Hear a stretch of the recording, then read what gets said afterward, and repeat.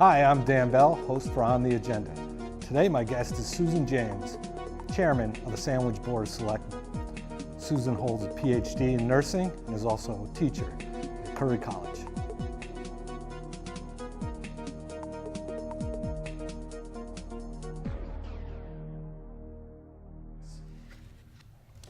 Okay, Susan, thanks for being on the show. No problem. Glad to be here.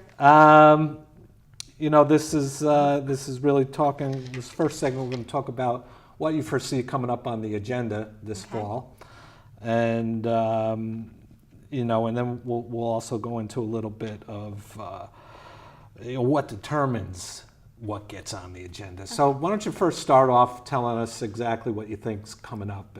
Well, there are probably several things coming up. One of the most important things coming up this fall, starting a little earlier than usual, is the budget discussions. We had, on August 25th, we had a workshop of some of the major boards that are involved with budget process, and just so that we could sit down and kind of get to know each other and find out other aspects of our, you know, we each come from a certain perspective. So we were looking at major issues the town has that we are going to have to address in the next few years or the next year. And you know, that was very successful. And that was the first part of what I envisioned to be like a three-stage budget presentation. Our charter requires us to meet with the Finance Committee and the School Committee in December to set what we call budget assumptions. In other words, how much we think we can spend on the budget. So budget discussions are coming up.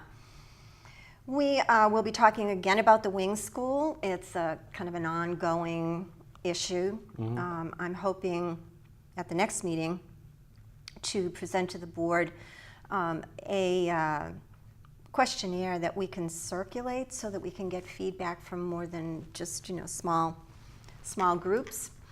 Wastewater is going to be an enormous issue. Oh, yeah. That will be coming up sooner rather than later, I think. And then there are the smaller items. So, for example, we have to appoint a new library trustee. So that's going to be coming up soon. We hear from different committees. So the Visitor Service Board, I know that Mr. Penorfi wants to report from them. They receive money that they distribute. So we do get, let's see, the Cape Light Compact, I believe, has requested to be on the agenda to talk. So there are any number of different things. And then there are the sort of ongoing day-to-day kinds of issues that come up. So I meet with the town manager probably about weekly. And he has a list of things that he wants to put on the agenda, and I have a list that I want to put on the agenda, and we kind of figure out which date it should be on and so forth. Okay. And obviously, emergency situations and things like that. We're coming into hurricane season. Oh, yes. So things like that could always affect what's coming on the agenda. Absolutely. But aside from that, what type of things in the past have like all of a sudden been dropped on your lap that you know, didn't foresee having to deal with this, but now we are, you know. Well, of course, the beach issue was the one that you know, was just an amazing process for me, because I was about halfway through the term, so I was still feeling my way. And it was just an amazing process. And it was amazing that we could, you know, all get together, make the decision, figure out what we had to do, get the money, and do it. It was just remarkable. We hope that those kinds of things don't happen too often. Now, what gets dropped on the lap of the Board of Selectmen that would be like from a higher governmental authority? Is there anything like all of a sudden you're getting a curveball from the state and you might have to deal with an issue, or is that kind of all? You kind of know once the state develops their budget what you're looking at. Okay, so when the state develops its budget, we generally know, but as you may have heard, you know, the governor has veto power and he can play with the budget a little bit. So we don't really know for sure, and anything can happen with that budget. If they're short revenues, they can start cutting reimbursements, cutting programs, Yeah. whatever. So Okay. we hope they don't, Yeah. but it is a possibility that we have to be, we have to be aware of. Yeah. Yeah. So, for example, the Chapter 90 money, which is the highway money, in the last year of the prior governor's term, he decided that even though the legislature appropriated, I think it was $300 million, that he wasn't going to distribute it. So for towns that are expecting the Chapter 90 money, which is the highway, repair of highways, and didn't get it, who had projects that they wanted to do, they weren't able to do that. Yeah. So Yeah. they're always unexpected. There's always things that come up. landmines, right? And the state can all of a sudden decide on mandating something that we have to do. This happens a lot in the school system, where the state will say, okay, now you have to do this. Theoretically, they're not supposed to do that unless they fund it, but that's theoretical. Oftentimes they will decide to mandate something that's not funded. Yes. Great. Well, listen, let's take a little break here, and when we come back, we're going to talk about nuts and bolts, and just talk about some procedural things All right. that get followed when you're sitting in your spot. Okay. Sounds good.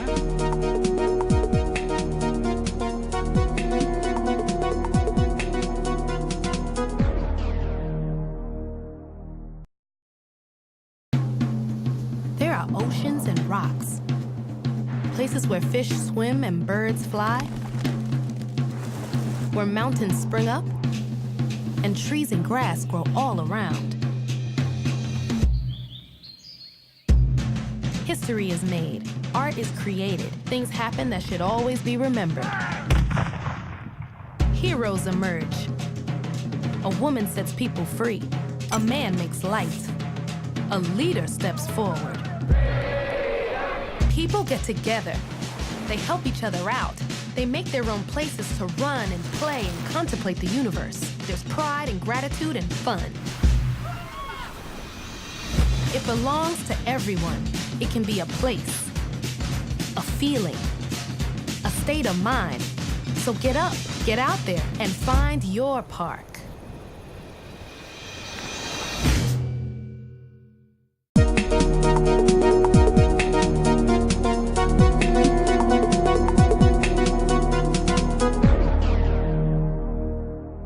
Okay, we're back with Susan James, and Susan, we're going to talk a little bit about nuts and bolts as far as procedural things that you have to follow. First off, can you talk a little bit about the path a particular issue follows that may come to the attention of the Board of Selectmen and finally need to be on the warrant for voting on by the town? Well, issues come from a lot of different places. They come from departments, from department heads. The budget, of course, is just always on the warrant. But there are special issues that crop up every now and again. For example, we are going to be discussing the chiller failure at the high school. The chiller is part of their HVAC system that has totally failed, and it's something that is going to need to be addressed by the board. The board may or may not, depending on how that works out, have to call a special town meeting to put on the warrant some type of a funding mechanism, perhaps, for that. So that things like that can happen and get on the warrant. Other articles on the warrant are just sort of routine type articles. So every annual town meeting, you get capital expenditures, you get budgets, you get planning board and zoning recommendations. All of those just sort of automatically go on the on the warrant. Sometimes you have issues that come up that are important issues that need to also be put on the warrant. So, for example, if we think about the the dam repair. You know, the consultant gave us a report. It has to be done. We went to the Community Preservation Committee. They agreed to fund it because it is part of preservation, since it's such an old area. And so that was put on the warrant. The only other way you can get something on the warrant is through petition. And there are rules for that. And they're a little bit different when you go to a special town meeting as they are when you go to an annual town meeting. But you have to get a certain number of signatures, and then the petition comes to the selectmen. The selectmen have to put it on the warrant. We have to put it on the warrant as it's written. So if a petition comes and it's not legal, we still have to put it on the same way it came. Oh, wow. So that's pretty unfortunate, because the petitioners then, no matter what town meeting votes, it would have to be non-binding if it's not legal. So that's the other way you could get something on a town meeting warrant. Let me ask you this. If something gets on the warrant, gets voted down, is there any amount of time that you have to wait before it can come back around for another go at it? It all depends on what you're talking about. If you're talking about something that's at town meeting that got voted down, and it's a 2-night town meeting, anytime before that town meeting ends, a person can move reconsideration on that article if the person voted on the prevailing side. Okay, so if somebody voted no on an article and it got defeated, they could move for reconsideration until the end of the town meeting, and then it's done. So once it's voted, if it's voted no, depending on what it is, the selectmen can choose to bring it back at another town meeting. Okay. It's risky, but sometimes it's worth doing. Sometimes it's worth doing because we've not done a very good job explaining it, and the belief might be that if we explained it better, people might reconsider their vote. So. Okay. Another question we have is, what determines what is going to be discussed in open session at the meeting, and what determines is going to be discussed in executive session? Okay. The State Attorney General's office is charged with enforcing what we call the open meeting law, and it's a part of Mass General Law. So they have interpreted it in certain ways, and we all have to know what that is. There are 10 listed reasons why you can go into an executive session.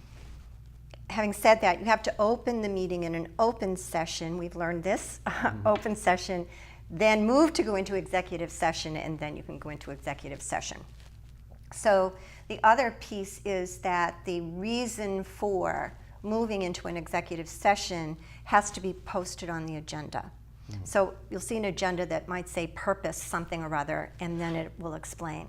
So there are reasons like contract negotiations. Certain types of contract negotiations can be done, should be done in executive session.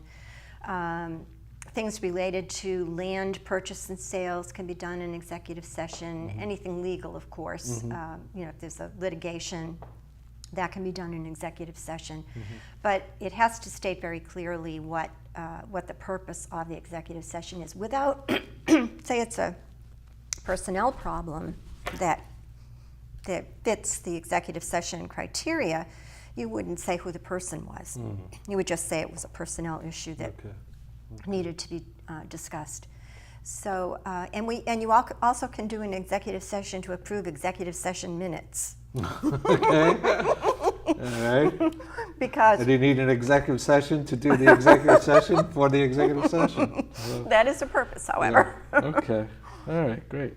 Okay. Next up, what about public hearing? What merits a public hearing? How do you determine, okay, this needs to be heard in front of the public?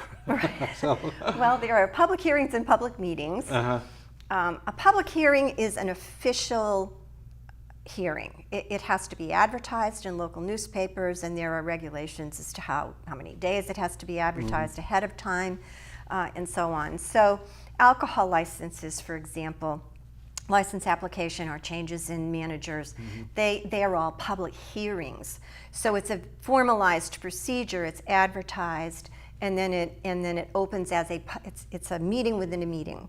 So it opens as a public hearing.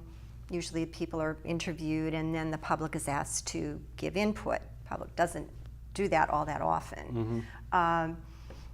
We also hear tree hearing. We have tree hearings. We have had one a year and a half or so ago, and we have one coming up this coming meeting. So the tree warden, if there's a question about taking a tree down, we'll have a public hearing about taking the tree down. Okay. If people aren't satisfied with the tree warden's conclusion, then someone can formally appeal the tree warden's decision, and then that has to be a public hearing in front of the Board of Selectmen. Okay. So we are having one about the willow tree down by the grist mill, and that will be at our next meeting. We also have public meetings where we're presenting some findings perhaps of a consultant's report or a study or something that is of interest to the town that we want public input. We will advertise it as a public meeting and allow people to speak on the issue. Normally, people who come to public forums, and this is kind of important, different committees have different rules about public forums, and you're not required to have one. We happen to have two. The thing about the public forum is, in order to get our business done, we can't have back and forth interaction in public forum because we would be just doing public forum and not getting the business done. So the selectmen have a policy where we will listen to people for about 15 minutes but not respond. And then later during the meeting, if something comes up, such as the town manager's report, the town manager could at least answer a question that may have come up in public forum. But people are limited to a certain number of minutes to speak. And we have a lot of people almost all the time. Somebody's speaking about something. Yeah, I see it. So. Well, Susan, thanks so much for being with us. Thank you for asking me. And hopefully you can come back. We're going to try and do this quarterly. So Okay. Next quarter, Okay. either you or another representative. All right. More nuts and bolts questions. Maybe we'll talk about Robert's rules and finally get to understand why we're talking a certain way Okay. in these public settings. Okay. Thanks Good. again. You're very welcome. Thank you. All right, great.